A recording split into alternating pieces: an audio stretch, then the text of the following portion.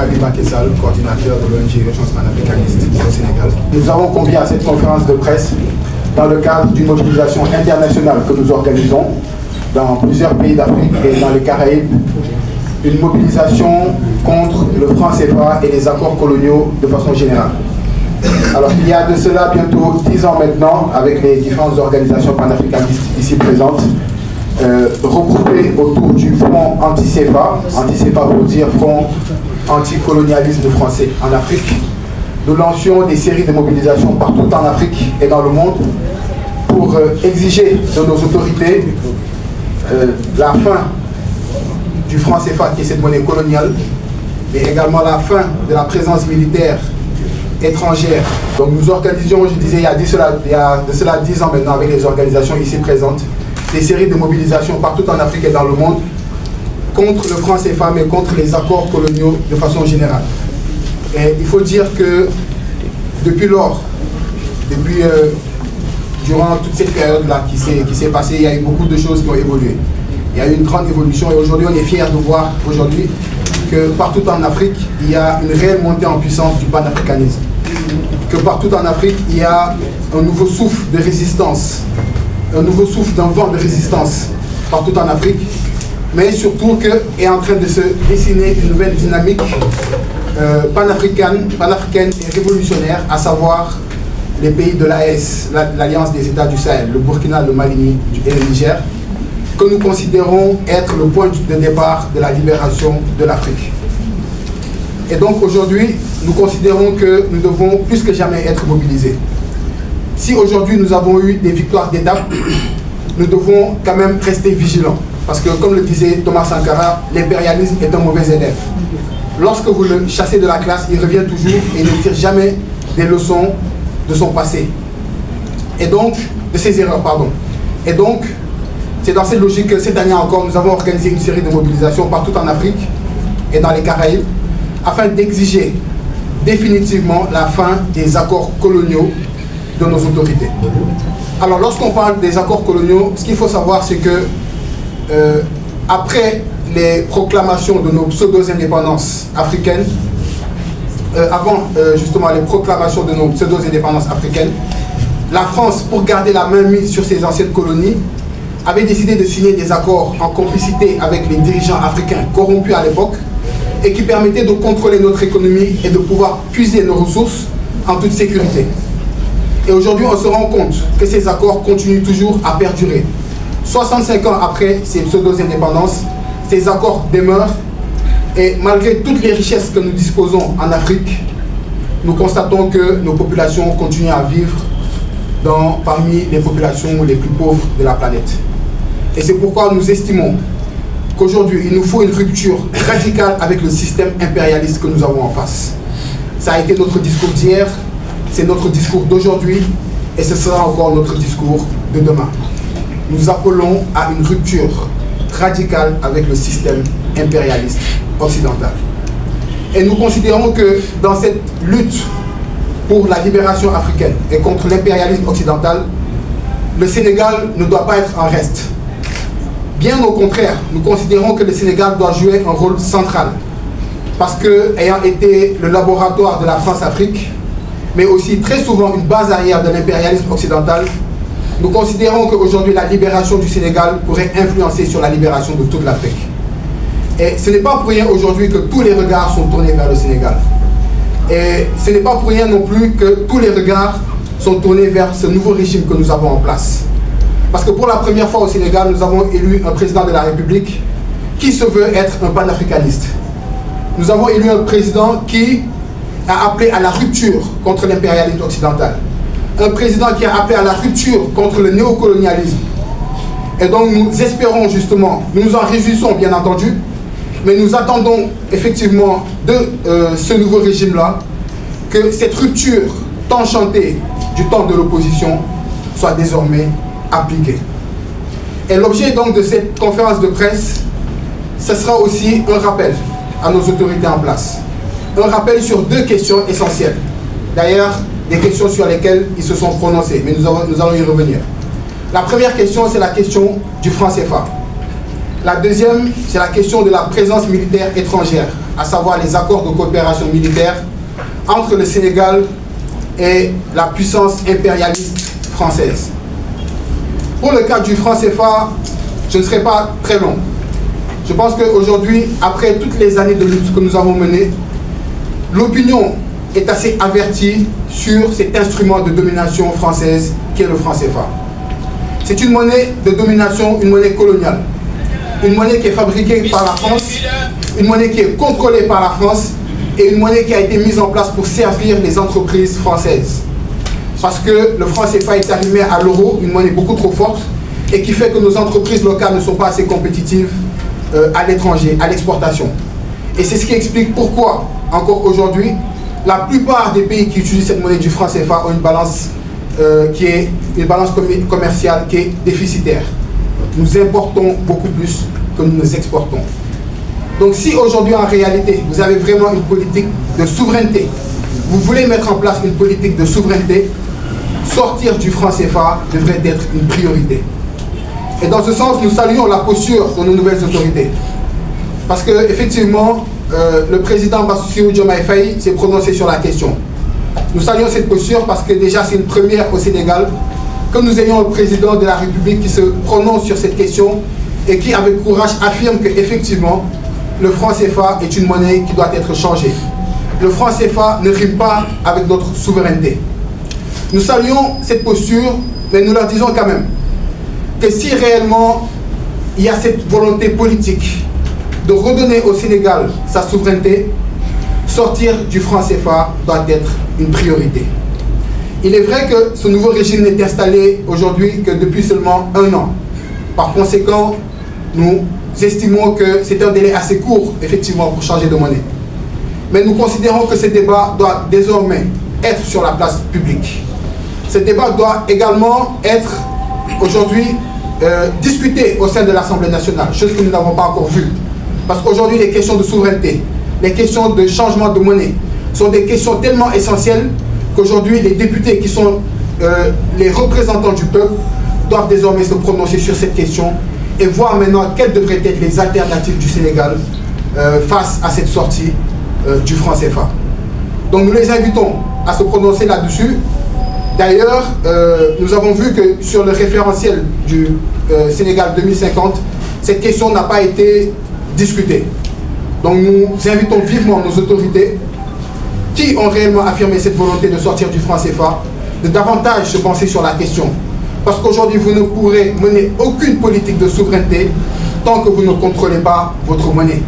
Parce que qui contrôle votre monnaie, contrôle votre économie et par conséquent contrôle votre politique. La deuxième question sur laquelle nous allons échanger aujourd'hui est la question donc des accords de coopération militaire avec la France. Et il faut le dire, nous avons été très déçus du régime en place, d'apprendre le président Bassirou Diomaye Faye nous annoncer le 4 avril dernier que le Sénégal ne comptait pas rompre ses accords de coopération militaire avec la France. Et pourtant, le président Bassirou Diomaye Faye lui-même affirmait il y a quelques mois que pour redonner au Sénégal sa souveraineté, les bases militaires étrangères allaient fermer. Effectivement, les bases militaires étrangères doivent fermer et elles vont partir. D'ailleurs, elles sont en train de partir.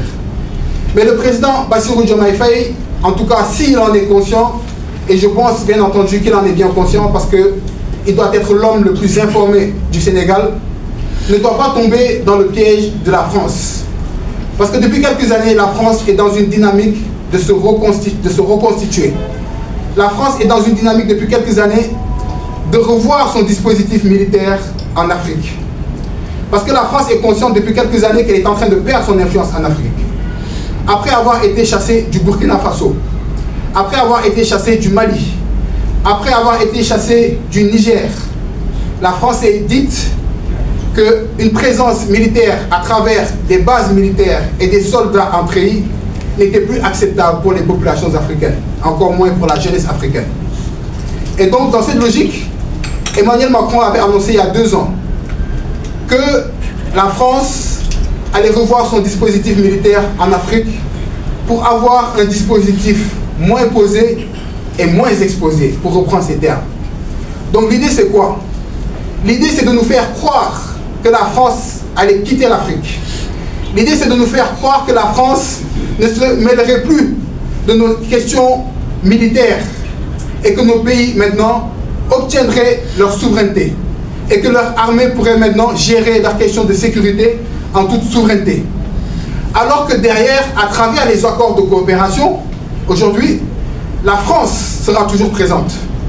La France sera présente à travers des conseillers militaires, la France sera présente à travers des représentants dans nos institutions, la France sera présente à travers les échanges de renseignements, les transferts de renseignements, les échanges d'informations, et nous estimons que ça va à l'encontre de notre souveraineté. Et donc nous aimerions poser une question à nos autorités. Cela fait maintenant plusieurs décennies que nous avons des accords de coopération avec la France. Quels sont les objectifs de ces accords en réalité? Parce que si l'objectif de ces accords, c'est d'accompagner nos armées pour que nous puissions avoir des armées indépendantes et qui puissent assurer notre sécurité en toute indépendance, et que la France, en plusieurs décennies, n'a pas pu aujourd'hui nous permettre d'avoir cette indépendance-là, alors ça veut dire que la France a échoué. Et donc rien ne peut justifier aujourd'hui que nous puissions maintenir ces accords de coopération avec la France. Nous estimons que la France est une puissance impérialiste. Et nous disons toujours qu'on ne négocie pas avec l'impérialisme. On ne flirte pas non plus avec l'impérialisme. Parce que l'impérialisme ne connaît pas de collaboration d'égal à égal. L'impérialisme ne connaît pas de partenariat gagnant-gagnant. La seule logique de l'impérialisme, c'est la domination. La seule logique de l'impérialisme, c'est l'exploitation. Et ce n'est pas pour rien aujourd'hui que les puissances impérialistes ont fondé toute leur richesse sur la domination de notre peuple et le pillage de nos ressources, depuis l'esclavage. Et l'impérialisme ne disparaît jamais. Comme je l'ai dit tout à l'heure, c'est un mauvais élève. L'impérialisme a toujours tendance à se façonner, à se transformer, à se reconstituer. Et nous, aujourd'hui, il est temps que nous puissions ouvrir l'œil sur leur façon de procéder et de pouvoir également anticiper sur la méthode. Depuis l'esclavage, nous vivons le même processus. Nous sommes passés de l'esclavage à la colonisation.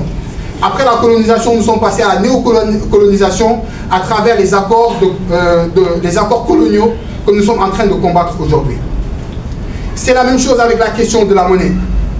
Le franc CFA au départ s'appelait le franc des colonies françaises d'Afrique. Colonies ne pouvaient plus passer, ils l'ont transformé en communauté française d'Afrique.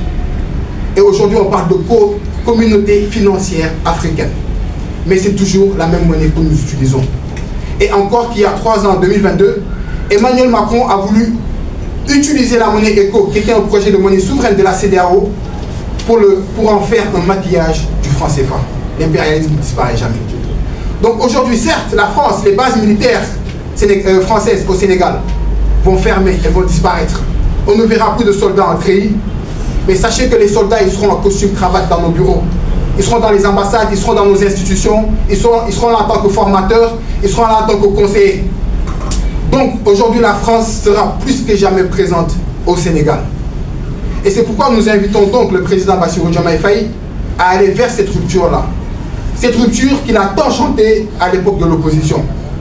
Il faudrait qu'on rappelle au président Bassirou Diomaye Faye qu'il a été élu pour une rupture radicale et non pour apporter des petites réformettes dans nos relations avec la France.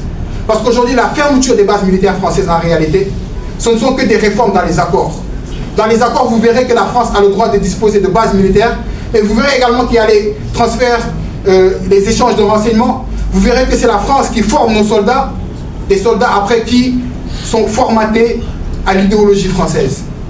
C'est la France aujourd'hui qui est présente dans nos institutions. C'est la France limite qui donne les directives aujourd'hui dans notre système de sécurité.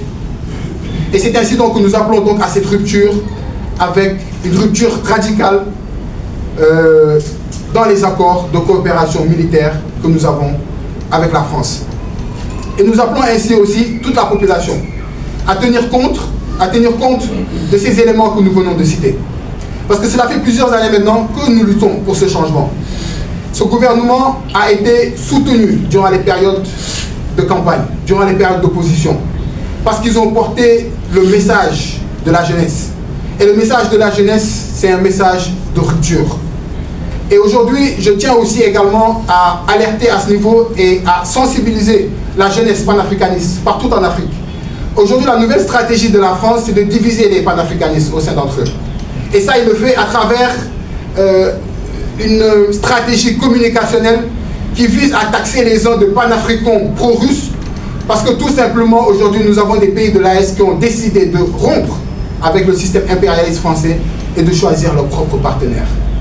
Nous leur invitons à ne pas tomber dans ce piège, que ce soit les Africains du Sénégal, mais que ce soit également les Africains de l'AES. Les peuples sont solidaires entre eux. Et le panafricanisme, c'est avant tout la solidarité des peuples.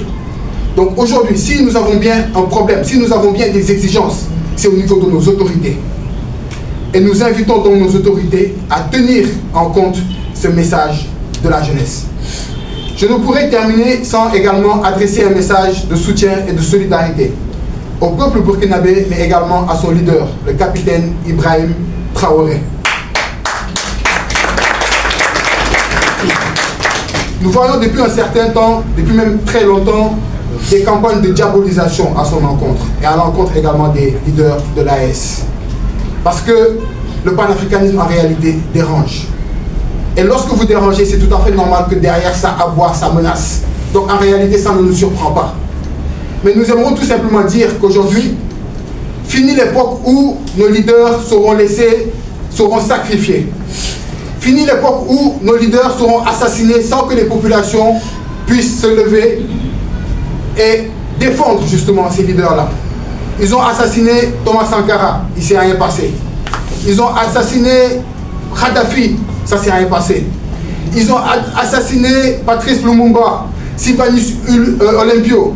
Tant de leaders panafricanistes ont été assassinés pour mettre un terme au combat panafricanisme et il n'y a pas eu de solidarité au sein des peuples, mais également très peu de solidarité au sein des leaders. Parce que nous avons vu ce qui s'est passé avec Ibrahim Traoré, nous avons vu très peu de solidarité au sein des leaders et au sein des autorités africaines. En tout cas, en tant que peuple, nous pouvons dire que Ibrahim Traoré, les leaders de l'AES, mais tout leader qui se lève pour se battre contre l'impérialisme occidental ne sera pas laissé à son propre sort. Ibrahim Traoré sera soutenu non seulement au Burkina, mais il sera soutenu aussi au Sénégal. Et ça, nous le garantissons.